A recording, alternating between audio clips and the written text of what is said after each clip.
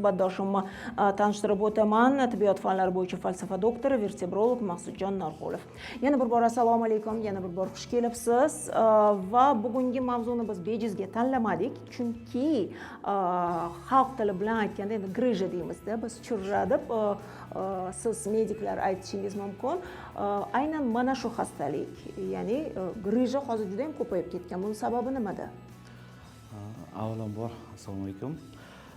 Mana shu umurtqa pog'onasi diz churasi, ya'ni xalq tilida bu grija deyiladi. Grija umumiy tushuncha hisoblanadi bemorlar uchun, xalq uchun.